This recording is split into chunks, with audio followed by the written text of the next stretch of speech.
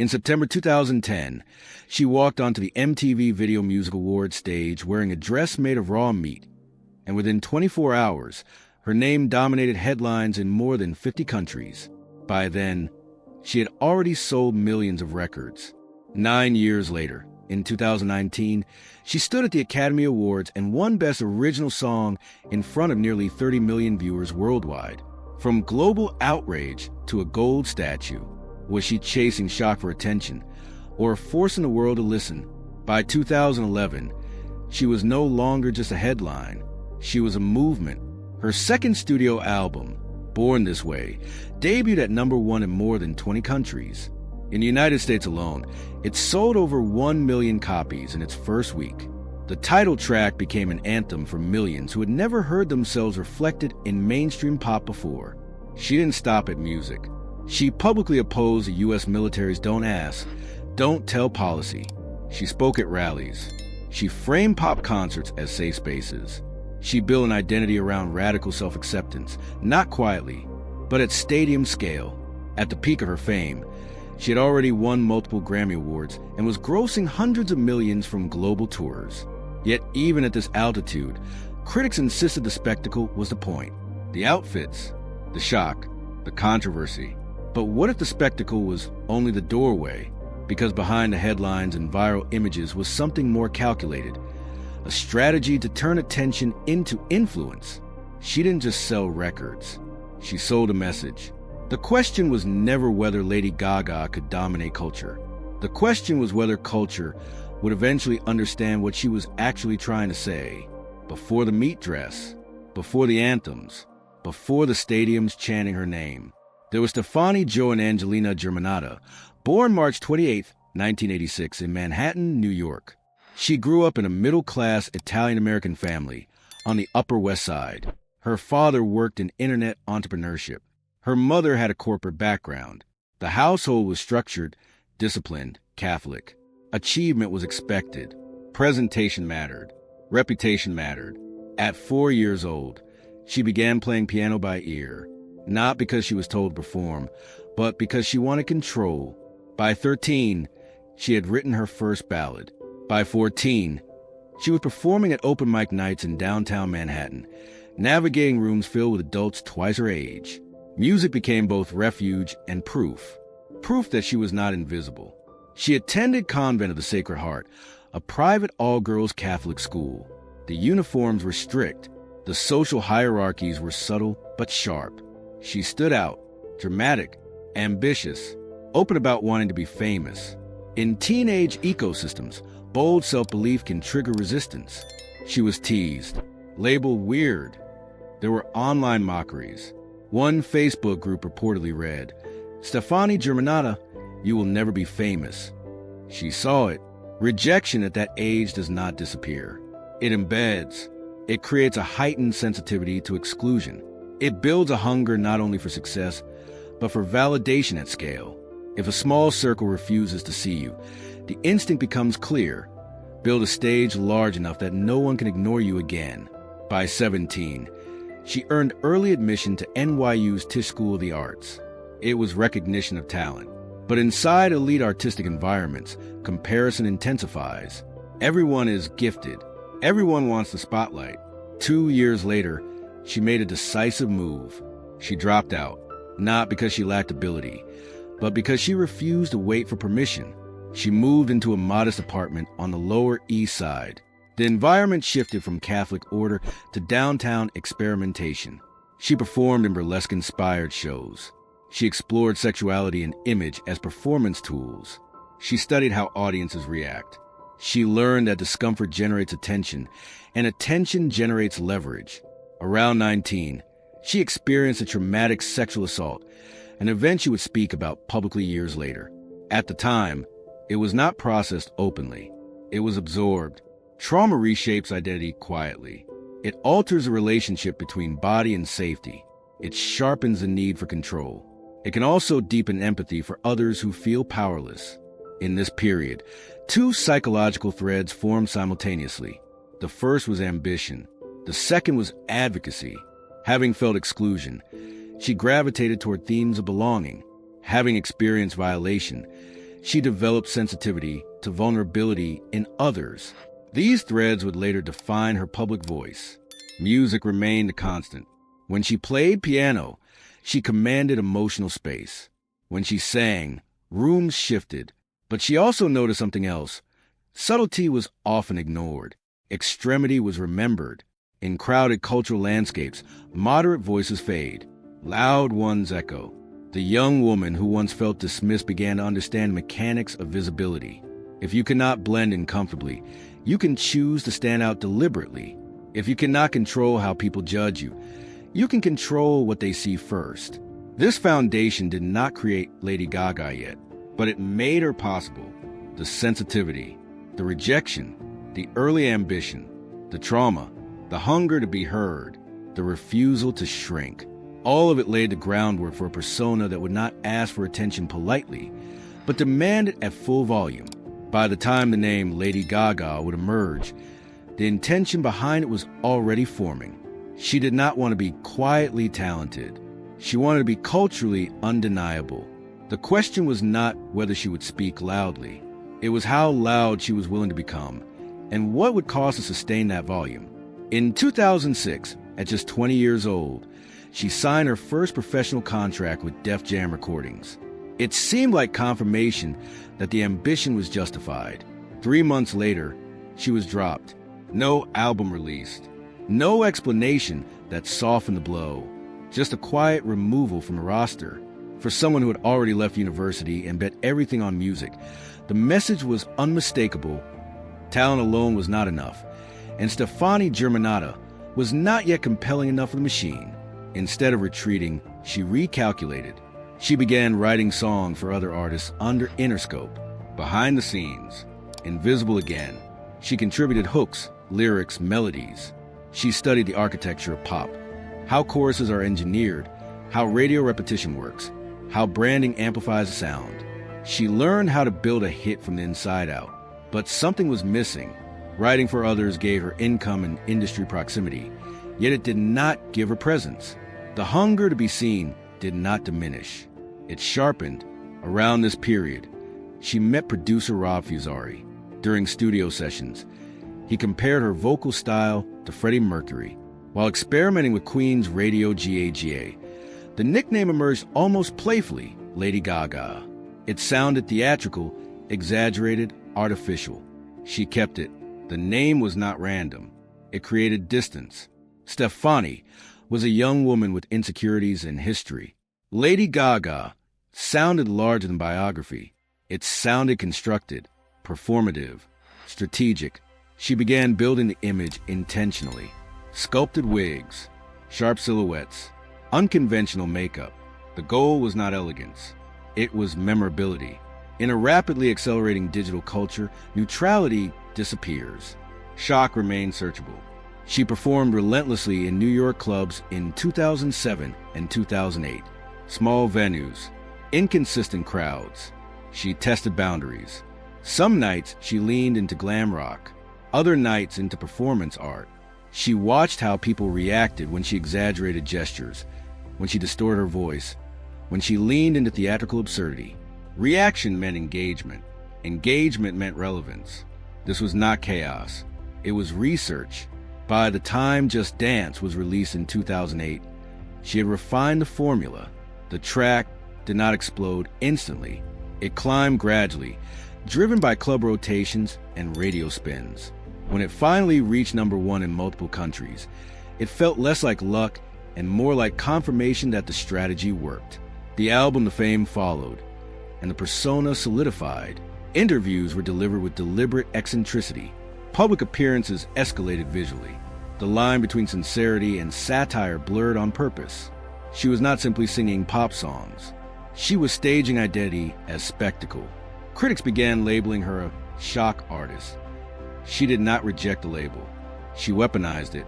If controversy guaranteed coverage, coverage guaranteed a platform. And a platform could carry more than music. Behind the visuals was calculation rooted in experience. She understood what it felt like to be overlooked. She understood how quickly online narratives form. She chose to preempt them by creating imagery so bold that it controlled the conversation. But there was also risk. When a persona becomes a public interface, it must constantly evolve. Each appearance needs to escalate, or at least sustain intensity. Subtlety becomes invisible. Moderation becomes forgettable. As Poker Face dominated charts in 2009, selling millions globally, the experiment had turned into dominance. Yet with each headline, the distinction between strategy and self blurred further. Lady Gaga was no longer just a stage name. It was a brand, a movement, an expectation. She had chosen the path deliberately, not private in secrecy, but private in origin. The decision to amplify herself was born from personal history, not just marketing ambition. What the world saw as outrageous fashion was, in her mind, armor and megaphone combined. The foundation was complete. She had built a character powerful enough to command attention on a global scale. The question that lingered beneath the success was simple but dangerous. Once you teach the world to expect spectacle from you, can you ever return to being quiet without disappearing? By 2009, Lady Gaga was no longer emerging. She was dominating. Just Dance had already reached #1 in multiple countries. Poker Face followed and became one of the best-selling singles of the year, eventually moving over 14 million copies worldwide. Within 12 months, she had gone from club performer to global headline. The famed monster expanded that dominance. Bad Romance debuted near the top of charts across Europe and North America. The music video amassed hundreds of millions of views, becoming one of the most watched clips online at the time. Every frame was designed, every movement intentional.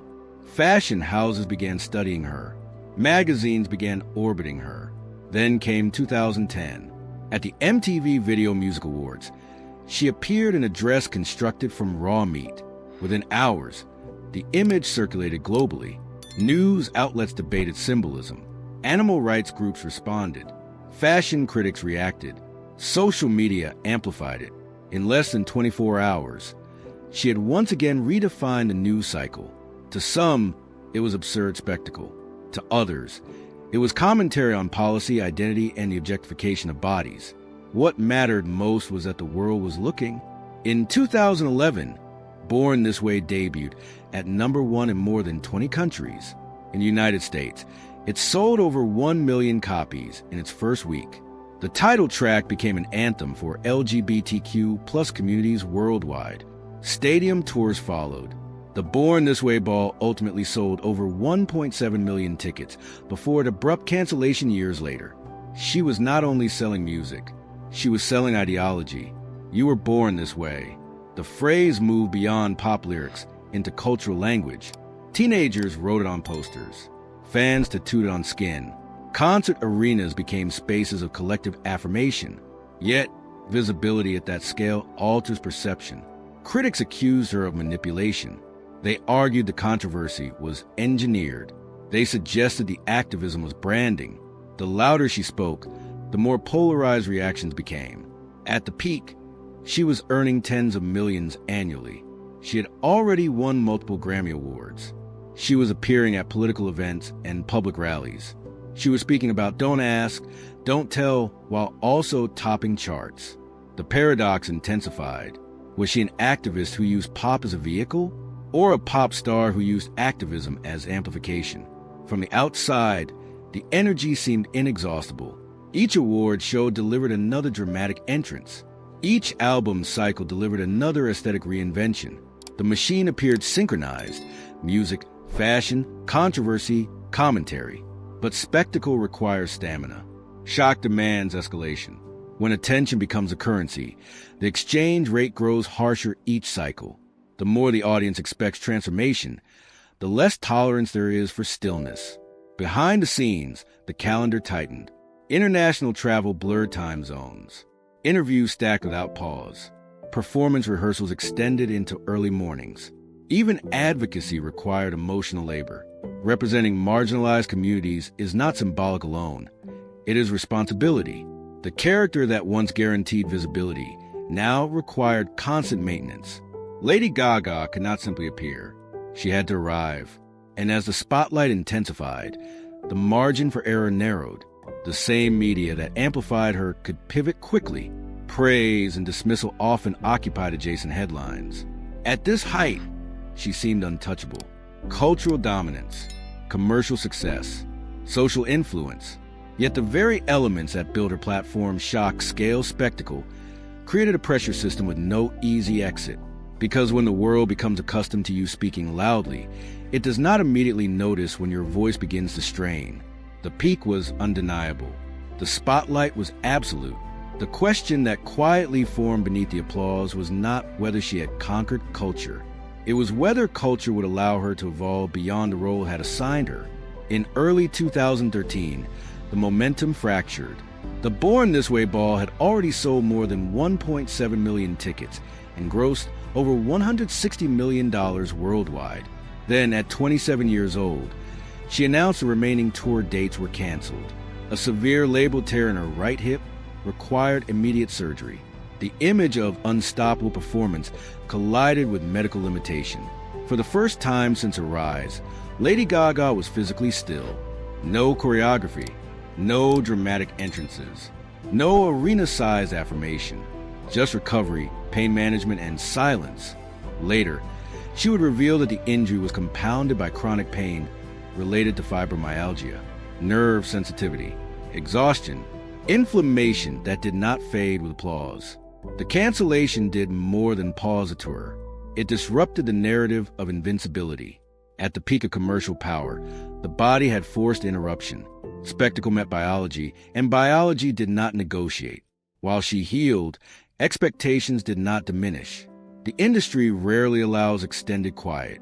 Art Pop was released in November 2013. Framed as experimental and confrontational, it debuted at #1 on the Billboard 200. Yet compared to previous releases, sales momentum slowed more quickly. Critical reception was divided. Some praised ambition. Others labeled it excessive. Media tone shifted subtly. Headlines questioned whether the shock formula had reached saturation. Commentators asked if she had overplayed spectacle. In pop culture, dominance is celebrated. Perceived overreach is punished. For an artist whose platform was built on intensity, even slight deceleration felt amplified. The same channels that once amplified her rebellion now analyzed her decline. Internally, the pressure multiplied. Shock, once a voluntary strategy, had become expectation. Each era required escalation. Each appearance required reinvention. When reinvention becomes routine, authenticity strains. At the same time, unresolved trauma resurfaced. Years after the sexual assault she experienced at 19, symptoms of post-traumatic stress intensified. She later spoke publicly about PTSD, describing flashbacks, anxiety, and emotional dissociation. Trauma does not respond to career success. It operates independently of awards and chart positions. Chronic pain complicated recovery further. Fibromyalgia flare-ups could immobilize her. Fatigue altered rehearsals. The body that once powered high-intensity tours now signaled limits. In an industry that equates endurance with value, limitation feels threatening. Publicly, she maintained composure. Interviews remained articulate. Performances remained controlled. Privately, she described periods of depression and isolation. She questioned whether the world valued her voice or merely her spectacle. There is a specific strain that comes from embodying symbolism. She had become a cultural figure for marginalized communities. That role carried weight. Representation demands consistency. When millions attach hope to you, vulnerability feels dangerous. At times, she expressed anger at the industry, at expectations, at herself. Ambition had propelled her forward. Yet ambition had also created velocity that was difficult to sustain. The persona that once shielded her from rejection now risked overshadowing her human needs. In 2014, she collaborated with Tony Bennett on Cheek to Cheek, a jazz album that diverged sharply from electronic pop. The project was stripped down, vocally centered, and rooted in classic standards. It won a Grammy. More importantly, it grounded her. Singing without theatrical armor allowed space for breath. Yet grounding projects did not immediately dissolve internal conflict. The calendar still demanded output. Interviews still required composure. Social media still amplified every gesture. Recovery, both physical and psychological, was nonlinear. The central tension sharpened. Lady Gaga, the symbol, versus Stefani, the person. The symbol required boldness. The person required rest. The symbol thrived on spectacle. The person sought integration. In later interviews, she admitted that at certain points she felt like a product rather than a human being. Image circulated faster than emotion. Public narrative often ignored internal cost. By 2016, she began speaking more openly about trauma and chronic pain. She framed vulnerability not as weakness, but as reality. That shift was strategic and sincere. If shock had opened doors, honesty might redefine the conversation. However, transparency carries risk. Pop culture does not always reward nuance. When a figure known for flamboyance speaks softly about suffering, audiences must recalibrate. Some did, some resisted. The collapse was not a single dramatic breakdown. It was cumulative. Physical injury, commercial pressure, psychological strain, media volatility, the intersection of activism and entertainment. Each layer added weight. The cancellation of a $160 million tour at 27 symbolized more than surgery. It symbolized a moment when the body refused to sustain the mythology, when biology interrupted branding. The question beneath the headlines shifted. It was no longer whether she could generate controversy. It was whether she could survive the identity that controversy created. For years, spectacle had been the weapon. Now survival required recalibration. The dark side of cultural dominance was not hatred. It was expectation without pause. The world had applauded the symbol. The person was left negotiating the aftermath. The internal collapse did not erase her career. It exposed its cost. And exposure, unlike spectacle, cannot be easily styled or choreographed. The shift did not arrive with spectacle. It arrived with subtraction. In 2016, she released Joanne, named after her aunt who died at 19 from lupus. The production was restrained. Acoustic textures replaced electronic maximalism. The visuals were softer. A pink hat instead of metallic armor. The posture changed. Less confrontation, more confession. Commercially, it did not replicate the explosive dominance of Born This Way, but the intent was different. Joanne was not escalation. It was recalibration. She was no longer trying to shock culture into attention. She was inviting culture to listen. Then came 2018, and A Star Is Born. The role of ally required vulnerability, without exaggeration. Director and co-star Bradley Cooper insisted on minimal makeup for key scenes. Close-ups lingered. No distraction. No costume theatrics. Just expression. The transformation was subtle but radical. For the first time in years, the camera did not need spectacle to frame her. It trusted stillness. Shallow became the emotional anchor of the film. When it was released, it climbed charts globally. In February 2019, it won the Academy Award for Best Original Song. On Oscar night, nearly 30 million viewers watched the ceremony live. She wore a simple black gown. No architectural fashion statement. No shock narrative. When she sang, the camera moved closer. The moment was intimate, almost restrained. This was not the Lady Gaga of meat dresses and viral headlines. This was an artist allowing fragility to hold the spotlight. The victory mattered, but not only because of the gold statue. It signaled validation beyond spectacle. She was recognized not for controversy, but for craft. Not for escalation, but for emotional precision. The persona did not disappear. It integrated. In interviews after the film's success, she spoke openly about therapy, PTSD, and chronic pain. She described learning to live with discomfort instead of masking it. The language shifted from defiance to reflection. The rebirth was not explosive. It was structural. Shock was no longer the entry point. Authenticity was. She continued exploring projects that required emotional depth rather than visual extremity. Jazz collaborations returned. Acting expanded. Public appearances balanced confidence with candor. The most significant change was internal. She no longer needed to outpace criticism with spectacle. She could withstand it with stability. Cultural perception adjusted. The same outlets that once debated whether she was excessive now framed her as multidimensional. The narrative matured because she allowed it to. Rebirth in pop culture often means reinvention of image. This rebirth meant reintegration of identity. The symbol and the person began to align more closely. Lady Gaga was no longer armor against rejection. She became a vehicle for expression that did not erase Stefani. The question that once dominated headlines, is she doing this for attention, gradually lost urgency. The conversation shifted toward artistry, mental health, and longevity. She did not abandon the boldness that built her platform. She contextualized it. The turning point was not a louder entrance. It was a quieter presence that held equal power. And in an industry addicted to noise, choosing restraint could be the boldest move of all. After the Oscar moment passed and the headline settled, what remained was not spectacle, but recalibration. She did not retreat from pop. She redefined her relationship with it. In 2020, she released Chromatica, a return to high-energy dance production. On the surface, it echoed her earlier electronic dominance. Beneath the surface, the lyrics centered on trauma, healing, and emotional survival. The album debuted at #1 in multiple countries.